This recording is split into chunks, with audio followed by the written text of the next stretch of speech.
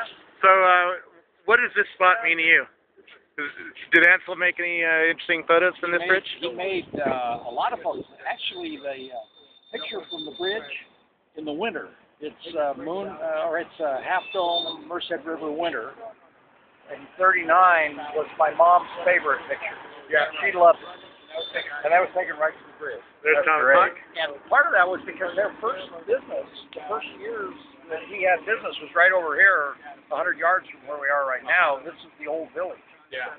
And that's where she sort of grew up in Yosemite. She would come every year with her parents. So there's a whole bunch of buildings right here?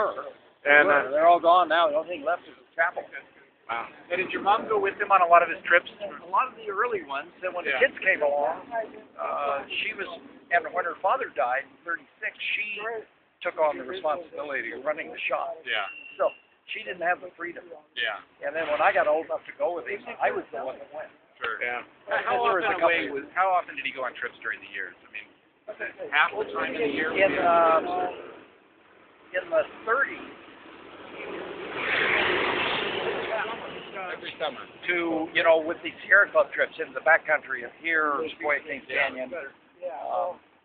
But he spent a lot of time here, too, because he had his darkroom here. Yeah. And he did a lot of work in the darkroom. Yeah. So he was here, between here and San Francisco. Yeah. And they maintained a house in San Francisco. They would rent it for a year or two and stay with Ansel's folks. Sure. But they always had a San Francisco connection. Yeah. And as they got older, they would spend summers here and the winters in San Francisco. And this became a place to just come for the summer. Yeah. Yeah. And then they'd come back for Christmas and for Easter. Lasted how long?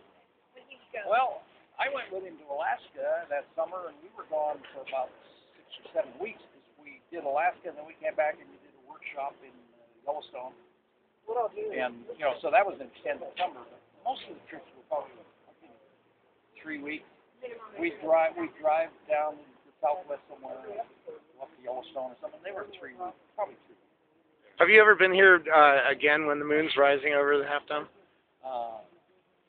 Yes. Because it's hard to time that, isn't it? I know it is, and the astronomers came up with a date that moon over Half Dome was going to recur. Yep.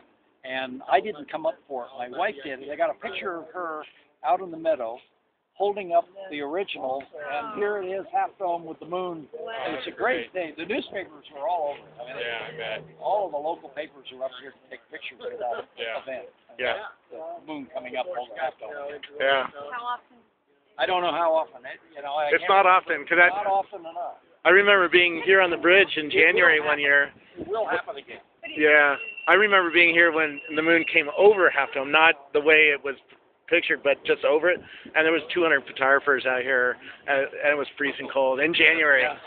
In the snow. There was a bank of snow here. We were all jockeying for position, trying to get it. This is interesting. Yeah. Building,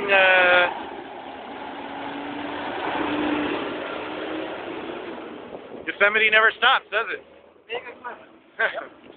So, let's go. On to our next spot. Next one. See ya. Yeah. Like that?